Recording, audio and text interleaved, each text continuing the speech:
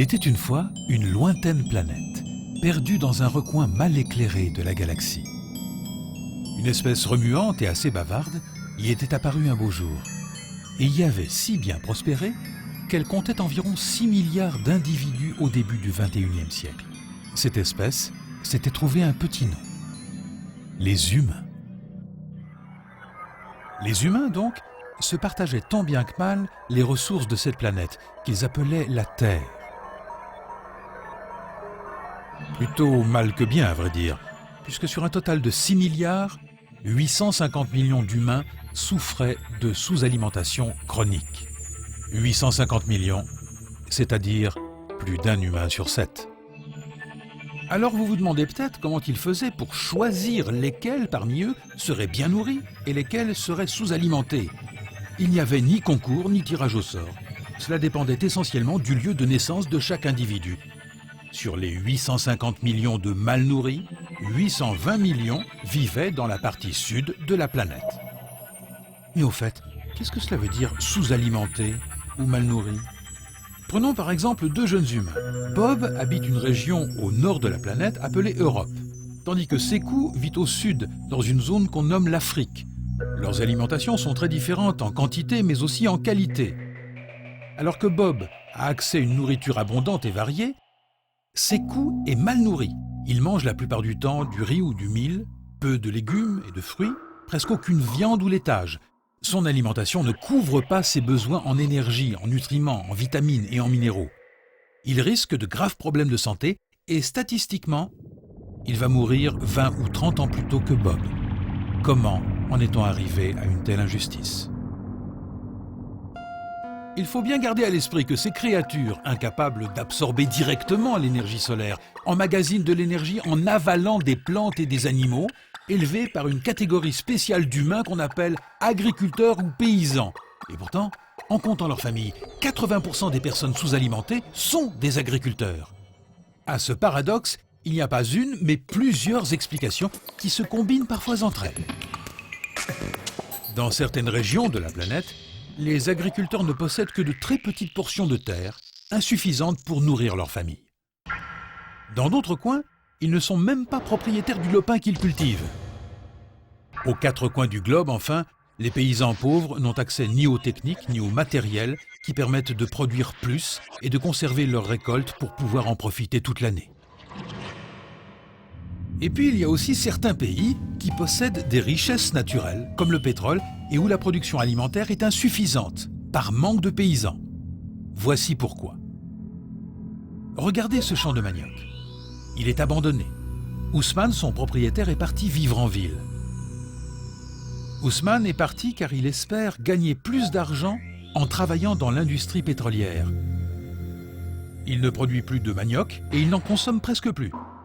Depuis qu'il est citadin, il préfère le pain, fait avec du blé, ou le riz. Mais le blé et le riz poussent peu dans cette région de la planète. Il faut donc les acheter ailleurs, sur le marché international. C'est là qu'intervient Peter. Peter est trader à Chicago. Le métier de Peter, c'est justement d'acheter et de vendre des produits agricoles. Il n'a jamais vu un sac de riz. Tout se passe par ordinateur. Quand il achète un produit, son prix augmente. Quand il ne l'achète plus, son prix baisse. Lui, c'est Sekou, l'ancien voisin d'Ousmane, qui est resté au village. Sekou non plus ne mange plus de manioc, mais du riz. Comme le riz d'importation est très bon marché, c'est devenu plus rentable de cultiver du coton pour l'exporter et d'acheter du riz avec l'argent du coton. Résultat, pour se nourrir, Ousmane et Sekou dépendent tous les deux de Peter. Et voilà qu'un beau jour, Peter et ses amis se mettent à adorer le blé, tandis que le coton, bof. Du coup, le prix du blé explose. Or, cela entraîne aussi l'augmentation du riz. Ousmane et Sekou n'ont plus de quoi acheter leur aliment principal. Leur survie dépend des importations. On appelle ça la dépendance alimentaire. Heureusement, il y a Joséphine. Joséphine travaille pour un programme d'aide alimentaire qui distribue à Ousmane et à Sekou de quoi ne pas mourir de faim, ce qui est bien.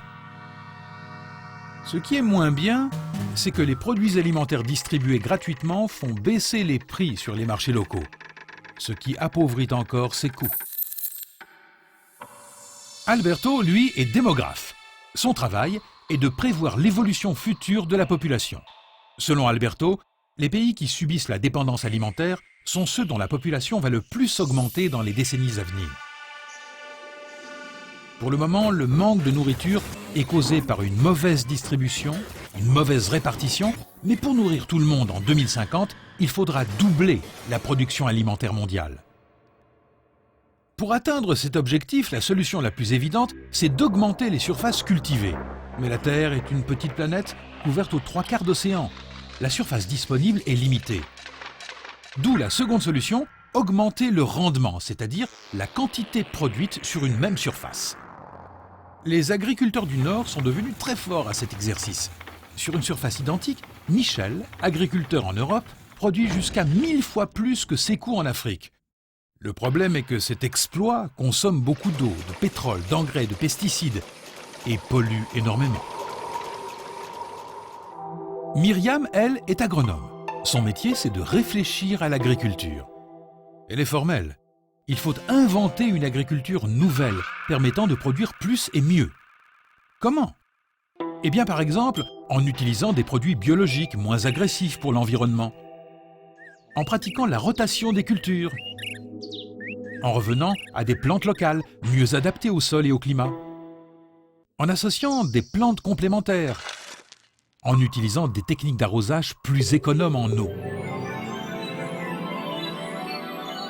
Mais pour accéder à toutes ces techniques et posséder la terre qu'ils travaillent, les paysans du Sud ont besoin de moyens financiers. Et sur Terre, les moyens financiers semblent habiter traditionnellement les pays du Nord. À ces pays incombe donc une lourde responsabilité. Plutôt que d'envoyer massivement leur stock de céréales ou de lait vers les pays les plus pauvres, ils pourraient les aider à développer leur propre production alimentaire et sa distribution à l'échelle locale. Comme dit le vieux proverbe terrien, « Donnez un poisson à un homme, il aura à manger pour la journée. Donnez-lui une canne à pêche, il aura à manger pour la vie. » Alors, comment nourrir tous les habitants de cette lointaine planète? Vous allez me dire, ça les regarde, certes. Mais imaginez-vous un instant dans la peau d'une de ces créatures, disons un habitant des pays riches, disons que vous êtes Bob. Que faire? Vous ne connaissez pas ses coûts, vous ne pouvez pas lui prêter votre argent de poche, pourtant vous détenez, Bob détient une petite partie de la solution. Voici comment. Dans les pays riches et dans ceux où le niveau de vie augmente, un même type d'alimentation se généralise, malgré les différences culturelles. On mange moins de céréales et de légumineuses, haricots, fèves, et beaucoup plus de viande, de poissons et de produits laitiers. Et ça change tout, car il faut 3 kg de grains pour produire 1 kg de volaille et plus du double pour obtenir 1 kg de bœuf. Et c'est là que Bob peut agir concrètement.